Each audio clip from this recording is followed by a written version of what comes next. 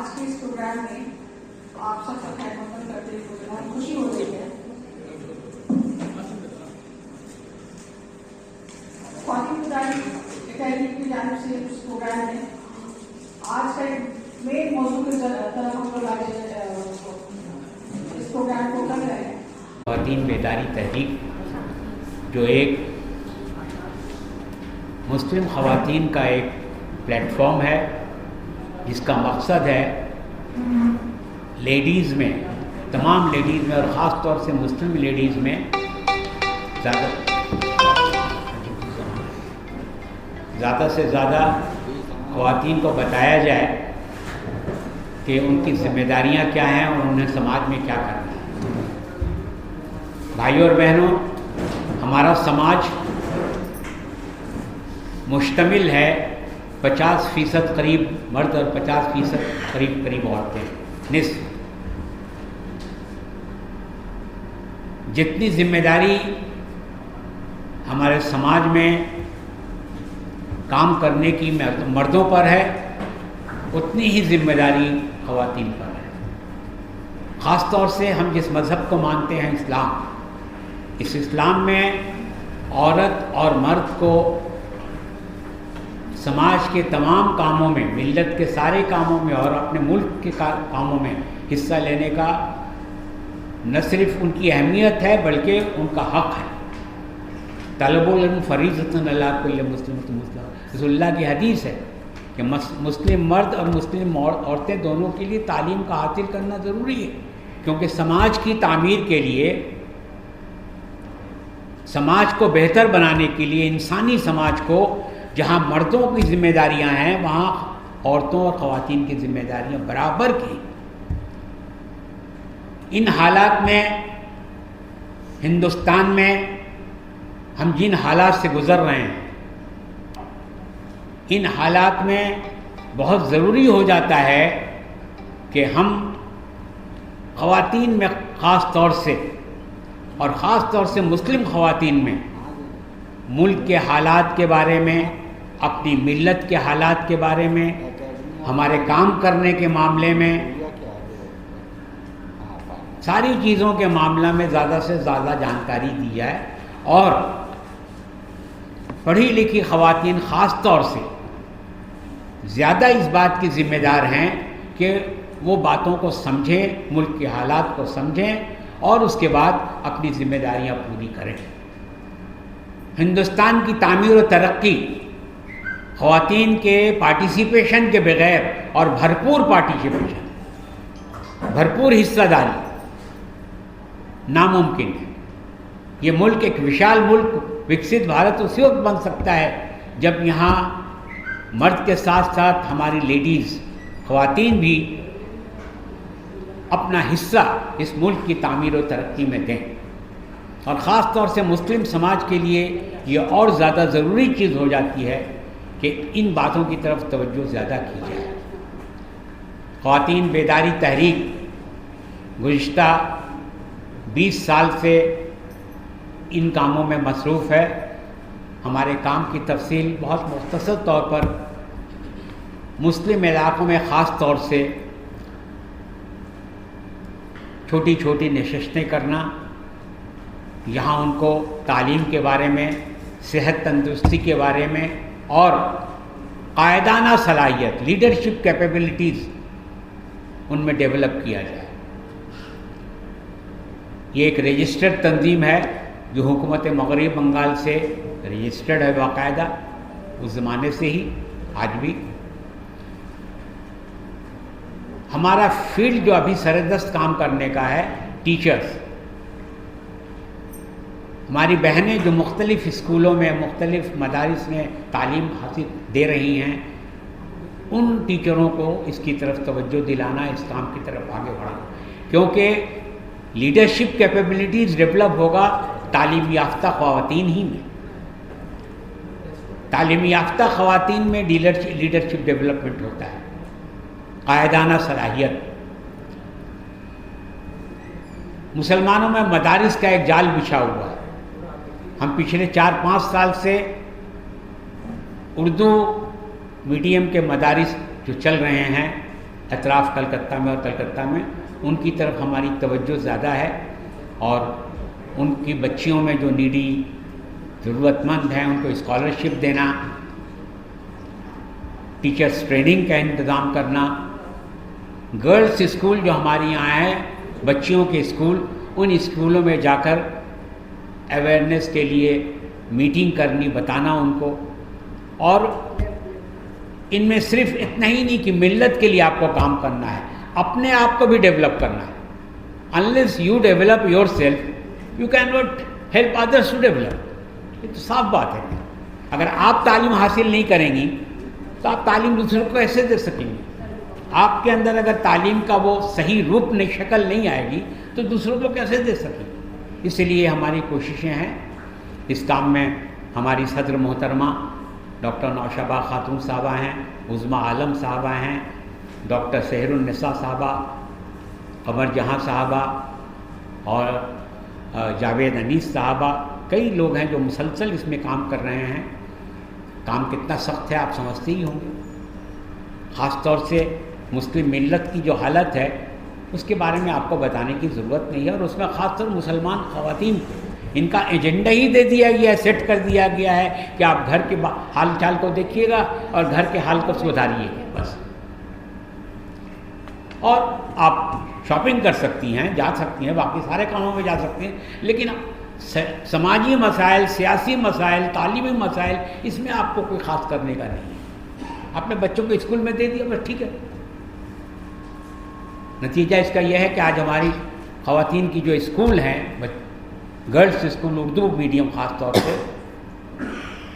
उनमें जो पैदा होना चाहिए जिस तरह की बच्चियों को जो अपने मिल्लत के बारे में, अपने मुल्क के बारे में सोचो, वो बात पैदा नहीं हो रही। बहरहाल इन सारी बातों पर डिस्कशन तो होते ही रहते हैं। आज का मौजू है दस्तूरी दुश्वारियाँ जो हैं, कॉन्स्टिट्यूशनल चैलेंजेस हमारे मुल्क में क्या है। हमारे मुल्क में एक कानून है, आप जानते हैं, उस कानून का नाम है द कॉन्स्टिट्यूशन ऑफ इंडिया, दस्तूर हिंद। उसका एक प्रीएम्बल है, उसको भी आपने पढ़ा होगा। We the people of India, हम हिंदुस्तान के लोग अपने आप को ये दस्तूर दे रहे हैं जहाँ हम समाजी बराबरी, जहाँ हम भाईचाराना तरीक़ा, ये सारी चीज़ें हम इस्तेमाल करेंगे हम अपने मुल्क में। ये हमारा कॉन्स्टिट्यूशन है और कॉन्स्टिट्यूशन का रेजोल्यूशन जो है, जो प्रीएम्बल में दिया हुआ है, उससे आपको पता चलेगा कि कॉन्स्टिट्यूशन ऑफ इंडिया हमारे लिए एक बहुत बड़ा गाइड है। लेकिन आज हालात ज़रा दूसरे हो गए। इसी कॉन्स्टिट्यूशन के नाम पर, इन्हीं कॉन्स्टिट्यूशनल इदारों के नाम पर हमारे साथ, और सिर्फ हमारे साथ नहीं, मुल्क के पिछड़े तबका, पसमानदा तबका के साथ जुल्म हो रहा है।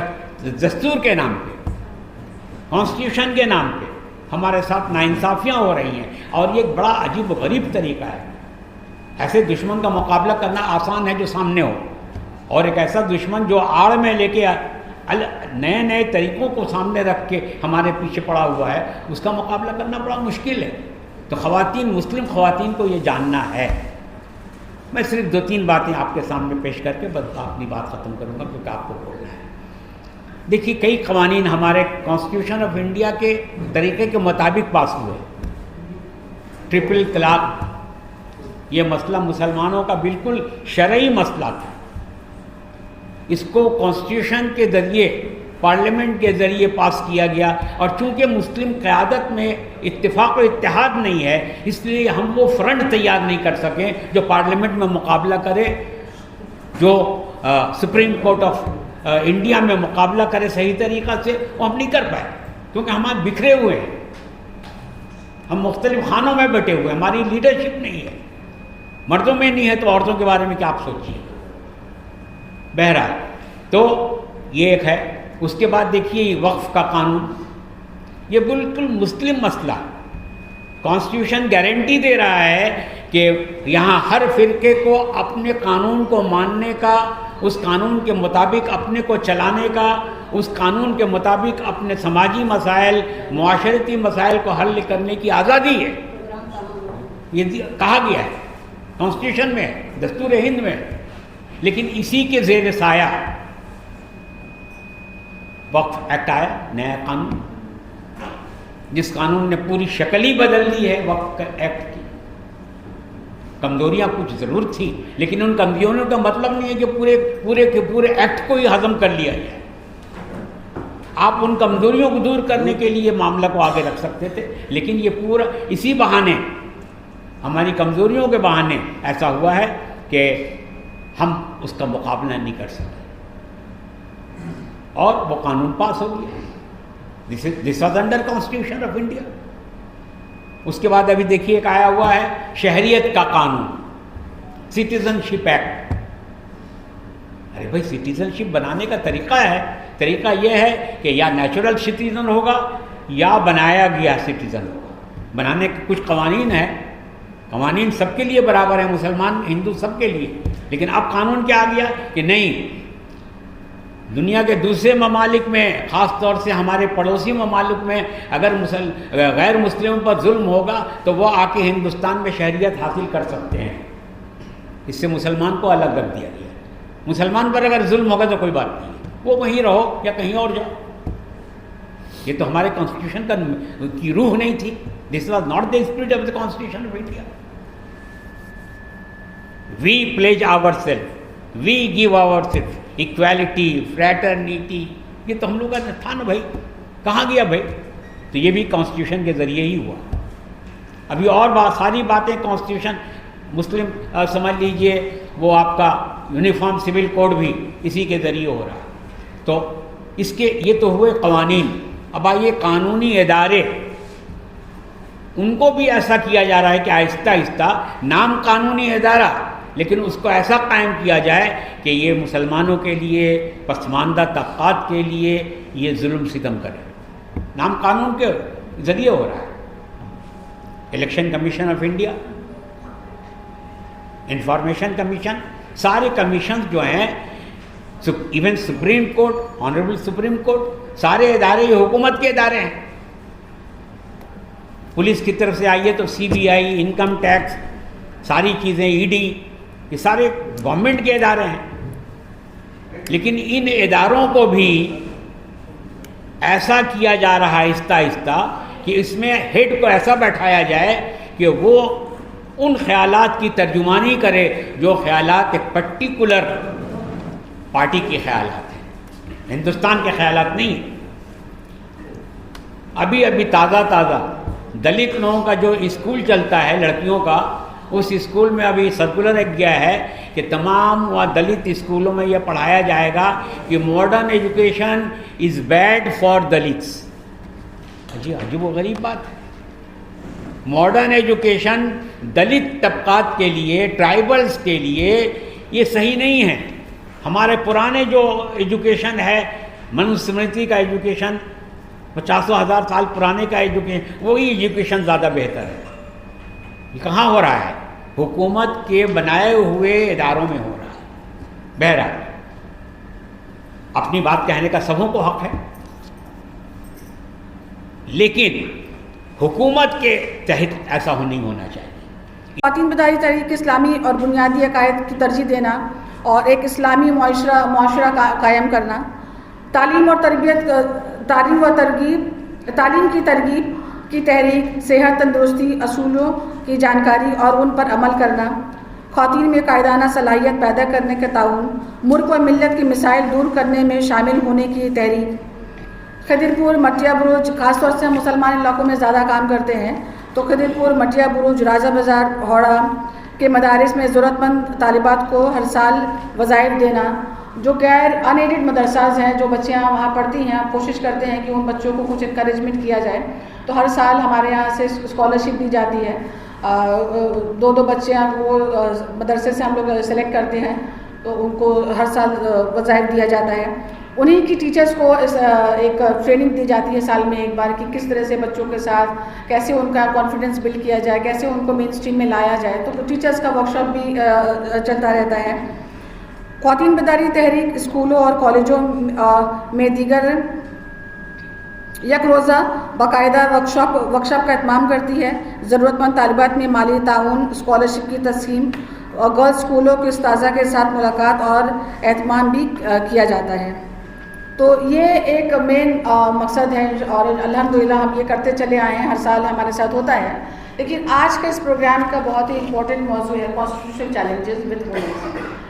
जो कॉन्स्टिट्यूशनल चैलेंजेस हम लोग फेस करते हैं, जैसे अभी हम लोगों ने देखा कि अभी की जो गवर्नमेंट है किस तरीके से हिजाब लॉ लेकर चली आई और वक्फ एक्ट जो आया, तो वक्फ एक्ट के बारे में औरतों को कितनी मालूमात है, हार्डली कुछ औरतें इसमें इंटरेस्ट लेती हैं। तो ये हमारी कोशिश है कि लोगों को, ख़ासतौर से औरतों को इसमें बेदार किया जाए और उनको बताया जाए कि उनका क्या इंपॉर्टेंट रोल है सोसाइटी में और किस तरीके से वो अपना एक इम्पॉर्टेंट हिस्सा दे सकती हैं, क्योंकि औरतों का एक बहुत इंपॉर्टेंट रोल है।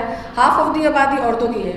लेकिन अगर ये औरतें ठीक तरीके से अगर हम इनकी कैपेबिलिटीज़ को यूज़ कर सकें इंशाल्लाह, तो हमारे माशरे में काफ़ी चेंज आ सकता है।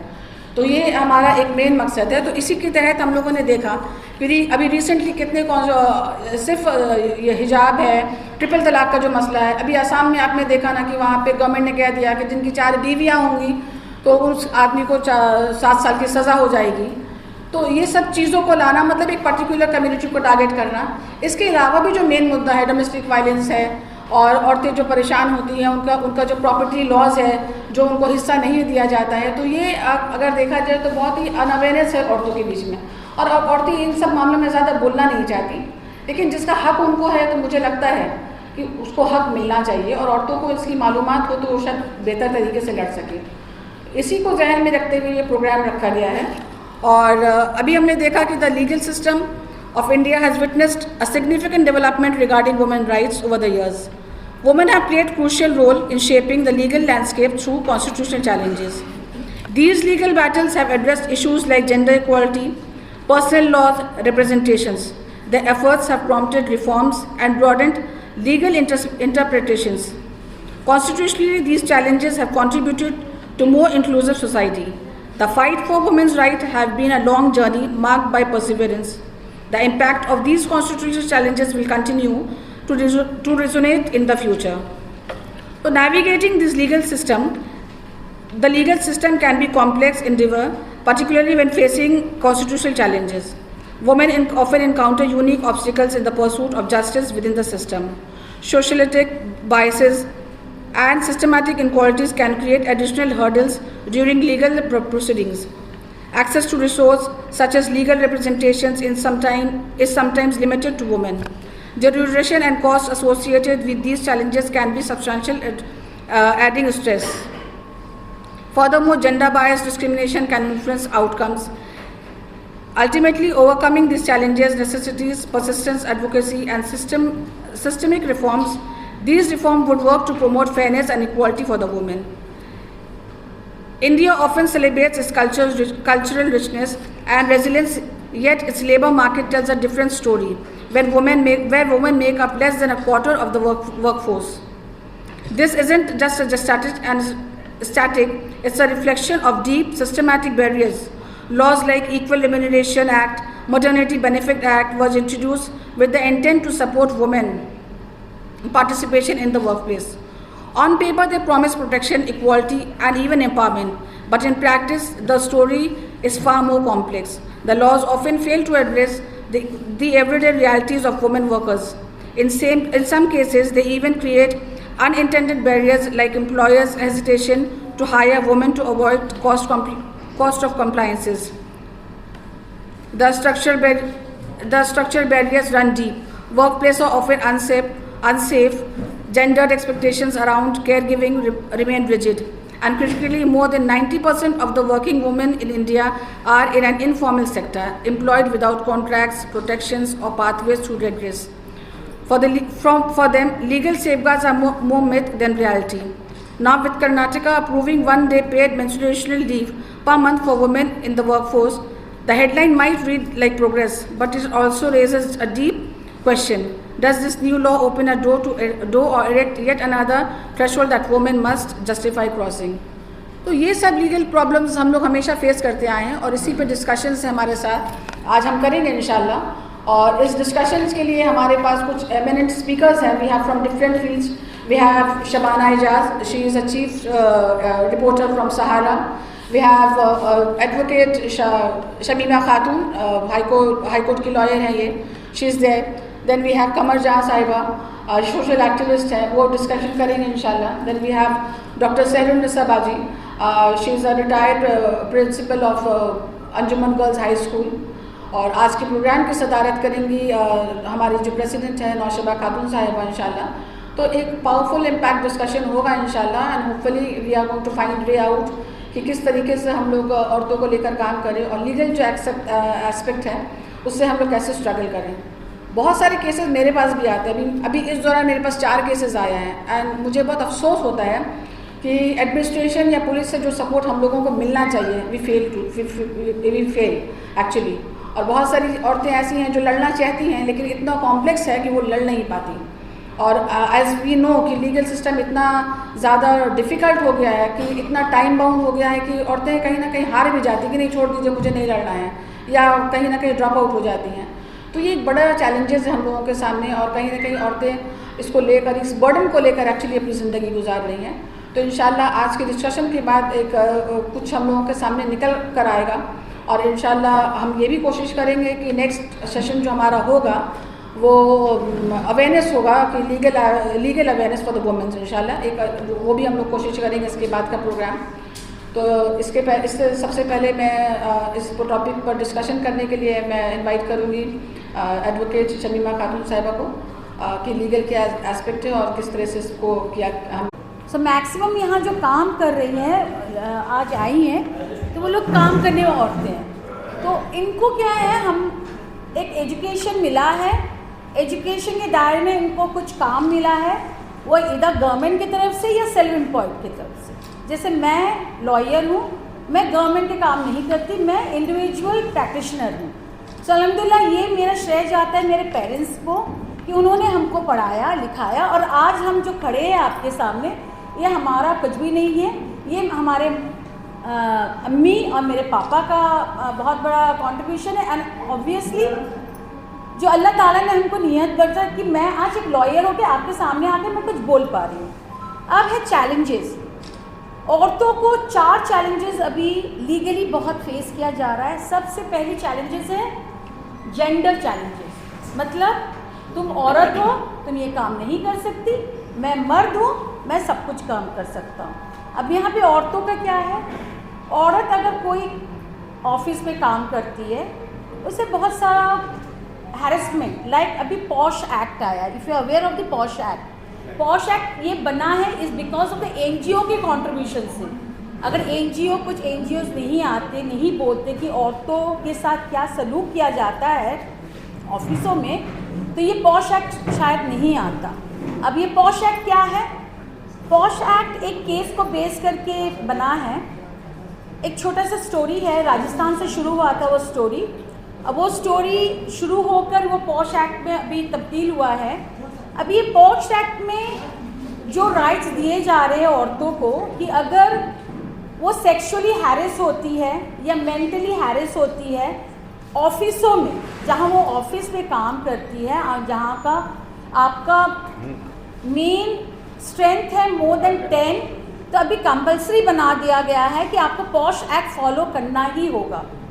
और ये शायद बहुत ऐसे कंपनीज़ है जहाँ पे स्ट्रेंथ अगर एक औरत है और 9 मर्द है, उनको पॉश एक्ट फॉलो करना है. ऐसा नहीं है कि 10 औरत होना चाहिए, लेकिन जहाँ स्ट्रेंथ है 10, उनको पॉश एक्ट में फॉलो करना ही है. ये इस हमारे कॉन्स्टिट्यूशनल या लीगल राइट्स में अभी ये राइट्स बना दिया गया है.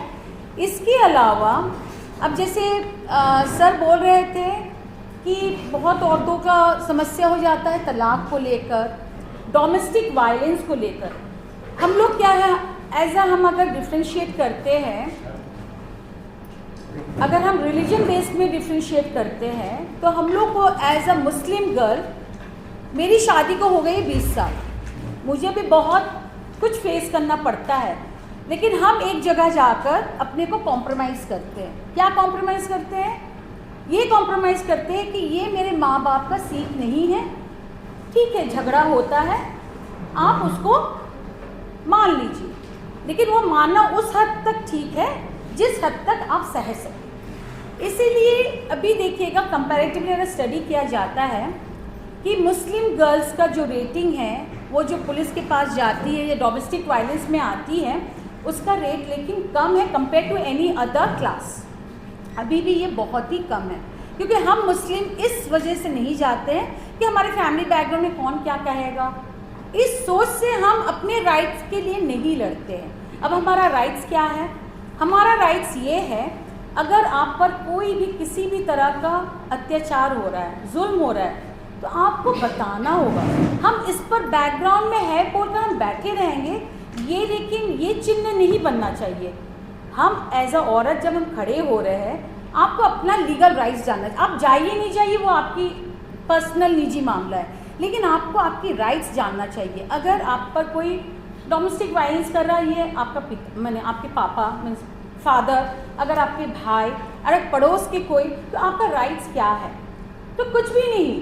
आप लोग ऐसे NGOs जैसे बन रहा है तो NGOs के थ्रू से देखिए हर चीज़ पॉसिबल नहीं होता है कि हम सिर्फ लॉयर्स के पास ही जाएं और लॉयर्स से ही हम मशवरा करें, ऐसा नहीं पॉसिबल नहीं है। क्योंकि बहुत सारे औरतें क्या है, दे फील डिस्कम्फर्ट कि हम जाएंगे क्या बोलेंगे क्या समझे, हमको तो बात समझ में, क्योंकि मेरे पास बहुत औरतें आती हैं, बात सुनती है, मैं समझाती हूँ, उनके बाद वो बोलती है मैम मुझे समझ में नहीं आया। तो इस समझ में नहीं आया इज़ नॉट अ मसला, उनको समझ इसलिए नहीं आया कि वो मेरे पास आ रही है डर से कि मैम क्या बोल रही है, वो सुन रही है, मुझे देख रही है, लेकिन दिमाग के अंदर नहीं जा रहा मैं लीगली उनको क्या बोल रही हूँ। तो इसीलिए अभी तो बहुत सारे NGOs जैसे ये लोग काम कर रहे हैं, तो वैसे हम लोग को क्या करना पड़ेगा, छोटे छोटे ग्रुप्स बना के जहाँ पे ऐसे मसला है, लीगल मसलाज है, उनके पास आप लोग अप्रोच कीजिए। वो लोग आपके पास ज़्यादा कंफर्टेबल होंगे ना कि मेरे पास। तो आपके पास जब कंफर्टेबल हो जाते हैं तो आप मुझसे मशवरा ले लीजिए कि शमीमा ये मसला है तो ये आप क्या बोलती हैं, तो यहाँ पे हम आपको एक सजेशन दे सकते हैं। ये तो लीगल राइट्स का हुआ। अब है जैसे कॉन्स्टिट्यूशनल हम लोग को बहुत सारा फैसिलिटीज़ दे रखे हैं, लेकिन हम लोग को पता नहीं है, इवन पढ़े लिखे को भी पता नहीं है। हम लोग तो पढ़ लिख लिए हैं, हमारे बुकिश नॉलेज आ गया, लेकिन practical implementation of that articles, implementation of law is very very nil. Why it is? ये कारण क्या है? एक ही कारण है, हम लोग अवेयर नहीं हैं। We are not aware of everything, we are not aware of our self. हम लोग का सिर्फ right is not the problem. Right को कैसे इम्प्लीमेंट कर सकते? घर पे हम खाना बनाते हैं, खरीद के लाइएगा तब तो बनेगा। अब बनाइएगा कैसे? आपको चूल्हा रहेगा तब तो आप बना पाइएगा, चूल्हा रहने से मसाला रहेगा तब तो ये सब नॉलेजेस होता है। हम लोग को ग्रो हम ग्रो कैसे करेंगे? जैसे सर बोले कि जब तक आप ग्रो नहीं कर सकते आप किसी को कुछ नहीं बोल सकते। Very right. मैं आज यहाँ खड़े होकर अगर मैं लॉ नहीं पढ़ती तो लॉ में क्या है मैं आपको नहीं बोल पाती। लेकिन मैम लोग हैं, they are doctorate, some are doctorate, some are doctor themselves. Doctor means they have vast knowledge, उनके पास और भी वास्ट नॉलेज है, इसलिए कि वो उन्होंने हमको पढ़ाया है। उनके पास ये नॉलेज और भी ज़्यादा है कि वो हमको पढ़ा रही हैं और वहाँ से हम गेन कर रहे हैं। तो अवेयरनेस, ये अवेयरनेस लाना बहुत बहुत ज़रूरी है। अब ये अवेयरनेस आएगा कैसा? ये अवेयरनेस तभी आएगा जब हम खड़े होकर बोलेंगे कि हम मुझे सीखना है। क्या सीखना है? मुझे पढ़ना है। हमारे कम्युनिटी में बोला जाता है, बोला भी जा रहा है अभी कि तुम लोग तो पढ़े लिखे हो नहीं भाई, तुम तो 4 शादी करते हो। लेकिन अब तक मैं मेरे करियर लाइफ में बोलिए या मैं जितने भी लोगों से मिली हूँ, मुझे एक भी मर्द नहीं मिला है जिसकी 4 औरतें हैं या 4 शादी उन्होंने किया है। मेरे नॉलेज में अभी तक नहीं आया, लेकिन मुझे सुनना पड़ता है कि आपके तो कम्युनिटी में 4 शादी है, आप लोग का क्या, आप लोग का तो मज़ा ही है। तो ये सब बातें क्यों आया, ये समझनी बहुत ज़रूरी है। ये बातें एक मर्द से नहीं हुआ है या 2 मर्द से नहीं हुआ। ये जो मिसयूज़ किए, मेरा एक पॉडकास्ट मैंने किया है, मैं लिंक भेज दूँगी, उसमें मैंने तलाक के बारे में कहा है कि ये जो सिस्टम ऑफ 4 शादी ये आया कैसे। शादी, ये 4 शादी इज़ नॉट इन आवर शरीयत, इट वॉज अ कस्टम। ये कस्टम बनाया गया था आज से बहुत साल पहले, जहाँ हमारे नबियों में देखा कि ये एक स्टोरी है कि अरब के लोग इजिप्ट, मेसोपोटामिया, इजिप्ट की तरफ जाते थे और वहाँ पे बहुत सुंदर लड़कियाँ रहती थी, बहुत very beautiful womens were there and already Arabian people were married people. अब उनको वहाँ काम के लिए जाना पड़ता था, अब है काम के लिए वो जा रहे तो उनको शादी करना पड़ता था। शादी का एक ही था कि पहले you have to take the permission from your wife. यहाँ से ये सिलसिला शुरू हुआ। अब उसे मिसयूज़ में डाला गया। ऐसा नहीं कि मुस्लिम लड़का है तो 4 शादी मैंडेटरी, नो, ये मैंडेटरी नहीं है। ये कस्टम के दायरे में आकर अब जो जानते नहीं हैं 4 शादी के बारे में, वो लोग बोलते हैं आपका तो 4 शादी है नहीं, हमारे 4 शादी नहीं, हमारे शरीयत में, हमारे कुरान शरीफ में भी 4 शादी के बारे में जिक्र नहीं है कहीं पर भी। अगर आप देखिएगा कुरान शरीफ में भी 4 शादी के बारे में कहीं नहीं बोला गया।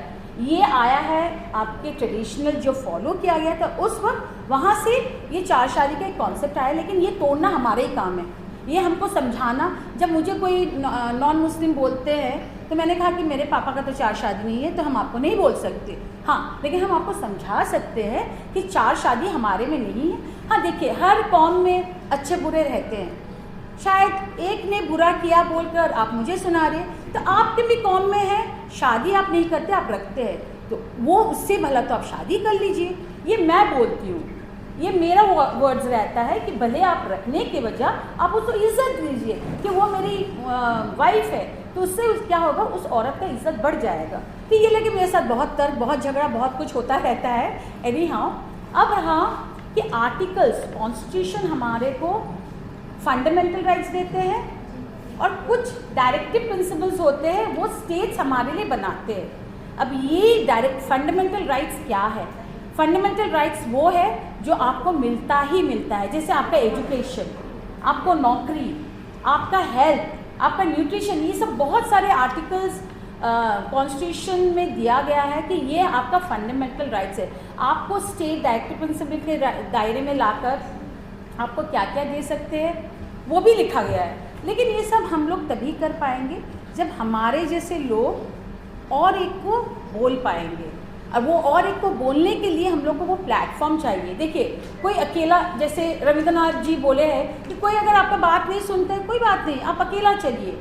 आज जो ये लोग बनी है, कोई एक अकेला चला था, एक अकेला मुसाफिर चला बोलकर ये कारवा बना, राइट? तो कोई बात नहीं, मैं भी बहुत फाइट करती हूँ। मैं जिस प्लेटफॉर्म में काम करती हूँ वहाँ पे ऐसे ऐसे केसेस आते हैं मेरे पास कि मुझे कुछ समझ में नहीं आता मैं क्या राय दूँ।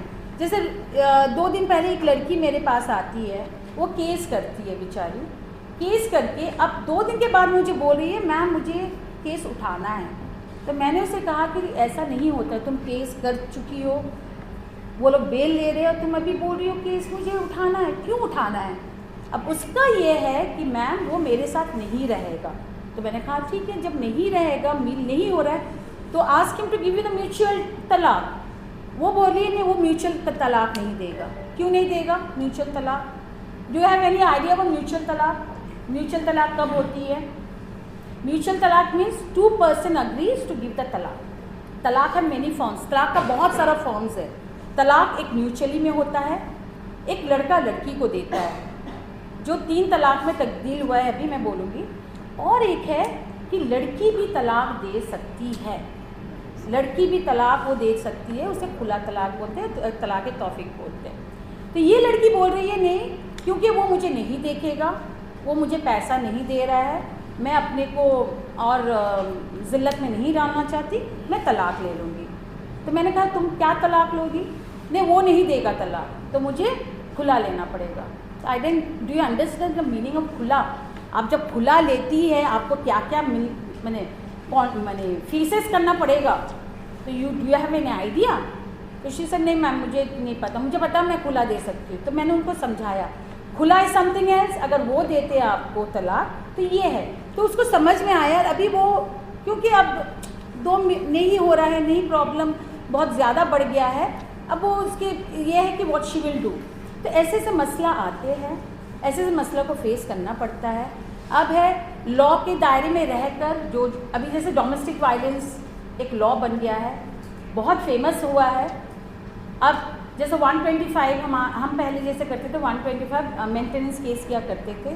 मेंटेनेंस केस अगर खाना पीना कपड़ा नहीं दिया जा रहा है, हम लोग 125 as per Indian law case करते थे। लेकिन एक भी लड़की आज तक आती नहीं है, मैंने देखा नहीं है कि they have gone to a Waqf board.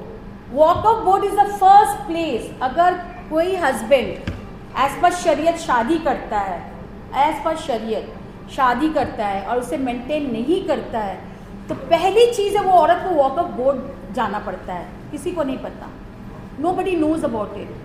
Waqf में जाके वहाँ अर्जी देनी पड़ती है कि my husband is not looking after me, आप हमको सपोर्ट कीजिए मॉनेटरी. लेकिन कोई नहीं जाता है. They all come to Indian law.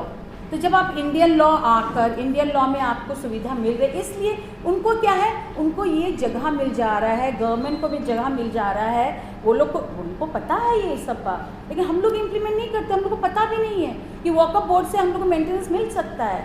सिर्फ मैंने वाइफ नहीं, माँ बाप भी जा सकते हैं, लेकिन हम लोग कोई नहीं जाते वॉक ऑफ बोर्ड में. वॉक ऑफ में जो बैठे हैं वो हमको बोलते भी नहीं हैं कि आप आइए मेरे पास, हम आपको सपोर्ट करेंगे. वो चुप्पी लगा के बैठे. आज ये देखिए, आज बहुत कुछ हो रहा है, सही नहीं हो रहा है. एज अ लॉ हम देखते सही नहीं हो रहा है, लेकिन हमारा ये रिस्पॉन्सिबिलिटी, मैं बार बार इसलिए बोल रही हूँ, हमारा भी एक रिस्पॉन्सिबिलिटी होता है. हर एक चीज़ को उठाकर सही नज़र से देखना होगा, तब हमें हर चीज़, हर एक लीगल जो सपोर्टिव हैंड्स है तभी मिल पाएगा. अब मैं वॉक ऑफ में इतनी चेंजेस, मैं वॉक ऑफ के बारे में बोलूँगी नहीं, because walk of is a सब जुडिस राइट नाउ. मैं बोल भी नहीं पाऊँगी एज अ लॉयर वो बोल भी नहीं पाऊँगी. लेकिन लीगल दायरे में कॉन्स्टिट्यूशन जो राइट देता है, अब इसके लिए आप अवेयर होइए. अवेयर मतलब एक ही तरीका अवेयरनेस का है, वो है पढ़ाई. पढ़ना पड़ेगा. ये पढ़ने के लिए अगर हम लोग इस ऐसे NGO से साथ जुड़ते हैं तो एक ग्रुप बनाइए, उनके पास अप्रोच कीजिए. पहले धक्का खाना पड़ेगा, पहले धक्का खाना इसलिए पड़ेगा क्योंकि मेंटालिटी सबका एक नहीं है. उनको समझाना पड़ेगा, उनके अवेयरनेस के बारे में बात करना पड़ेगा कि लॉ आपको बहुत अवेयर कर रहा है, आप आइए, आप सीखिए, आप बोलिए.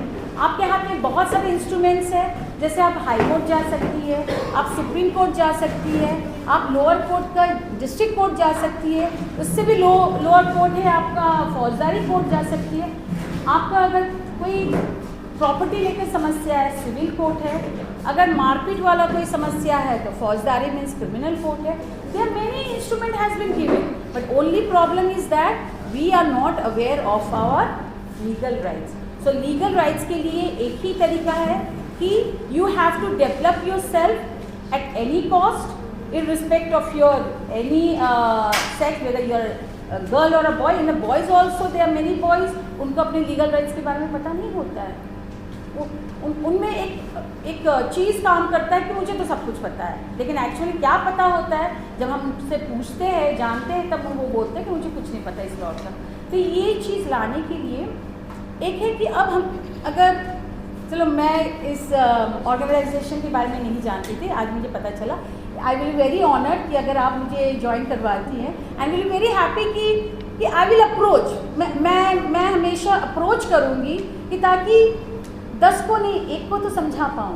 And I am very thankful Nihal ji का. Nihal is actually my college senior. मैं ही has pass out from south Calcutta. मैं उनके सिस्टर कंसर्न कॉलेज की हूँ, मैं हाजर लॉ कॉलेज से हूँ, और दादा मेरे सीनियर है. तो उन्होंने आज अब मुझे यहाँ पे इनवाइट किया कि शमीमा कुछ अगर आप बोल पाती है तो आप बोलिए. तो पहले मुझे थोड़ा सा, मैं दादा से बोली थी, दादा मैं क्या बोलूँगी, मैं वॉक ऑफ में नहीं बोल सकती. तो दादा बोला कि नहीं वॉक ऑफ के ऊपर नहीं बोलना है, आपको बोलना है कि क्या क्या राइट्स है. यहाँ पे बहुत सारे राइट्स है, बहुत कुछ है, बहुत जगह है काम करने के लिए. बस इतना ही है, बढ़ना है और करना है. जी शुक्रिया. अनवर प्रेमी साहब, आपने कहा कि वोमेंस का पार्टिसिपेशन होना चाहिए हर फील्ड में. तो तंजीमी तौर पे आपका जो इदारा ऑर्गेनाइजेशन है बहुत से इलाक़ों में नहीं है. जैसे हावड़ा का इलाका है, मतलब मत्सल एरिया, कलकत्ता से मत्सल एरिया, सब अर्बन एरिया. आपका तेलीपाड़ा हुआ, कमरहट्टी हुआ, हावड़ा बिलखाना, हुगली या मतलब टिकियापाड़ा, इन तमाम जगहों पे आपकी तंजीम नहीं है, ऑर्गेनाइजेशन नहीं है. तो इसकी क्या आप इसके बारे में गौर कर रहे हैं? हम लोग इसके बारे में बहुत गौर कर रहे हैं, क्योंकि आपने बिल्कुल सही कहा है. हावड़ा में तो है ही नहीं है, और मज़ाफ़ाती इलाक़ों में भी नहीं है। हम लोगों ने इससे पहले कोशिश भी की, लेकिन चूँकि पार्टिसिपेशन हमारी इस तहरीक को आगे बढ़ाने के लिए लोकल पार्टिसिपेशन ज़रूरी है। खुद हावड़ा में कुछ ख़वातीन का ऐसा ग्रोह होना चाहिए, ऐसी जमात होनी चाहिए जो इस तरह के कामों में दिलचस्पी ले, तब हम ज़रा आगे बढ़ेंगे। तो हमारी ये कोशिश है कि आइंदा इंशाअल्लाह कम से कम हावड़ा हमारे सामने सबसे पहले अभी है कि हावड़ा में ख़वातीन बेदारी तहरीक का काम आगे बढ़े। ये हम लोगों की कोशिश रहेगी। इंशाअल्लाह रहमान हम अपने इस काम में ज़रूर कामयाब होंगे कि हावड़ा में हम इस मामले में हम लोग हावड़ा के कई मदरसों को हमारी तरफ से मदद मिल रही है, उनका साथ हम लोग दे रहे हैं। हम लोग उसी के थ्रू से हावड़ा ज़िला में भी इलाके में ख़वातीन बेदारी तहरीक, क्योंकि ख़वातीन बेदारी तहरीक एक तहरीक का नाम, ये किसी अंजुमन या किसी क्लब या किसी ऑर्गेनाइजेशन का नाम नहीं है। इंशाअल्लाह ये कोशिश है। अहमद प्रेमी साहब, ये जो तहरीक है वोमेंस अवेयरनेस का या एम्पावरमेंट का, तो बहुत ज़रूरी है, लेकिन कुछ ऐसी ख़वातीन भी हैं जो वोमेंस हैं जो कि गैर मुस्लिम हैं, गैर उर्दूदा हैं, बांग्ला स्पीकिंग हो या हिंदी स्पीकिंग हो, जो नन मुस्लिम हैं, उनको भी क्या आप लोग जोड़े हैं? जो ओपन माइंडेड हैं, खुले जहन से हम लोगों का सपोर्ट करती हैं, क्या उनसे जोड़ने का क्या आपका है? नहीं, बिल्कुल सही और फरमाया आपने। और हमारी ये कोशिश है, आज ऐसी बात हो गई कि वक्त की वजह से कुछ ऐसे नहीं, तो हमारी कोशिश ये है कि हम इस मुल्क में अक्सरियत के सुलझे जहन के लोगों को साथ, जैसा हमने कहा है ना कि सेकुलर माइंडेड लोगों को अक्सरियत में अगर हम अपने साथ नहीं लेंगे तो हमारी ये तहरीक मुकम्मल नहीं होगी। इस तहरीक को मुकम्मल होने के लिए ज़रूरी है कि अक्सरियत तबका से सुलझी हुई ख़वातीन, जो सेकुलर माइंडेड ख़वातीन हैं हमारे दरमियान, और आइंदा इसकी तादाद बढ़ानी बहुत ज़रूरी है। उस्मा आलम साहबा, ख़वातीन बेदारी तहरीक के तहत आप लोगों ने ये एक पैनल डिस्कशन किया है कॉन्स्टिट्यूशनल चैलेंजेस के ऊपर में। तो कॉन्स्टिट्यूशनल चैलेंजेस तो हम लोगों को है, लेकिन क्या इस तहरीक में क्या आप लोग नन मुस्लिम औरतों को, वोमेंस को अपने साथ जोड़ेंगी? देखिए, ये एनजीओ इंडिया में चलता है, तो इसमें सिर्फ मुसलमान औरतें ऐसा कुछ नहीं है, इसमें नॉन मुस्लिम औरतें भी आ सकती हैं अपने मसाइल लेकर, और जुड़ना चाहे तो जुड़ भी सकती हैं, ऐसा कुछ ये नहीं है। ये कॉन्स्टिट्यूशनल एनजीओ है कि कॉन्स्टिट्यूशन के तहत चलता है, तो ये इसमें कोई हम लोगों के ये नहीं है, बाउंड्री नहीं है कि नॉन मुस्लिम शामिल नहीं हो सकती हैं। हमारे जितने भी मसले होते हैं या जो भी चीज़ें होती हैं, हम लोग कोशिश करते हैं कि हम अपने जो जितनी भी कंसर्न सिस्टर्स हैं ऑफ अदर रिलीजन वो भी हमारे साथ रहें, और उनको भी हम इनवाइट करते हैं as a guest, as a speaker या एज एन ऑडियंस, ताकि क्योंकि औरतों के मसाइल कॉमन हैं, चाहे वो हिंदू हो, चाहे वो मुसलमान हो, चाहे वो क्रिश्चियन हो, और कॉन्स्टिट्यूशनल चैलेंजेस सारी औरतें फेस करती हैं, चाहे वो हिंदू हो, चाहे वो इर्रिस्पेक्टिव ऑफ द रिलीजन। और बहुत मुश्किल होता है मुसलमान औरतों के लिए, और मुसलमान को तो एक पर्टिकुलर अभी 2014 के बाद देखा गया कि बहुत टारगेट किया जा रहा है। और जो मैंने बताया कि जो हम लोगों को इतने रिफॉर्म्स आए कॉन्स्टिट्यूशंस में औरतों की बेहतरी के लिए, बहुत सारे बिल्स को लाया गया, लेकिन इन ग्राउंड अगर देखा जाए, ऑन ग्राउंड, तो वो तब्दीली या वो चेंजेस वो फ़ायदा वो नहीं ले पा रही है जो उनको है। तो ये चाहे लाइमी बोलिए, अनअवेयरनेस बोलिए, ये वजह हो सकती है। तो इसी तहत हम लोगों ने इस वर्कशॉप को ऑर्गेनाइज़ किया कि लोग औरतों को लीगल राइट्स मालूम होना चाहिए, कॉन्स्टिट्यूशनल चैलेंजेस जो वो फेस करती हैं जब वो जाती हैं, मान लीजिए कि जैसे हिजाब का मसला आ गया, हिजाब का या ट्रिपल तलाक का मसला आ गया, तो कॉन्स्टिट्यूशन हमको इजाज़त देता है कि हम अपने रिलीजन में रहकर अपने रिलीजन को प्रैक्टिस कर सकते हैं, और हिजाब हम अपनी चॉइस से पहन सकते हैं। लेकिन अब जो उसका जो अपोजिशन है, तो एक मुसलमान लड़की इसको कैसे फेस करेगी? आधे से ज़्यादा डर जाती हैं। जो अपने रिलीजन को फॉलो करना चाहता है, जो एक डिग्निटी के साथ रहना चाहता है, वो ड्रॉप आउट हो जाता है। माँ बाप कहते हैं कि छोड़ दो, स्कूल मत जाओ। तो ये एक बहुत अहम हर्डल्स है हमारे लिए जो हमको फेस करना पड़ रहा है, और इसी को ओवरकम करने के लिए इन सब चीज़ों को ध्यान रखते हुए हम लोगों ने इस प्रोग्राम को ऑर्गेनाइज़ किया था। अभी जैसे सर आ रहा है, सर में बहुत सारी औरतें ऐसी हैं जो वोट नहीं देने जाती हैं। अब अगर वो वोट देने नहीं गई तो उनका नाम हट जाएगा, और उसके साथ जो कागज़ वगैरह जो मांगा जा रहा है, तो उनको कैसे उस चीज़ को लेकर लड़ सकती हैं या कैसे अपने आप को उस मुकाम तक पहुंचा सकती हैं, यही हमारा मेन मकसद है इंशाल्लाह। और हम कोशिश यही है कि औरतें जुड़ें और इसमें शामिल हों और अपने जो अभी जैसे अपकमिंग इलेक्शंस है, कैसे सर में हिस्सा लेना है, किस तरह से कागज़ को जमा करना है, कैसे साबित करना है कि शी इज़ एन सिटीज़न। तो ये सब चीज़ों पर अवेयरनेस है इंशाल्लाह, और हमारी कोशिश जारी है और इंशाल्लाह इस काम को करते रहेंगे।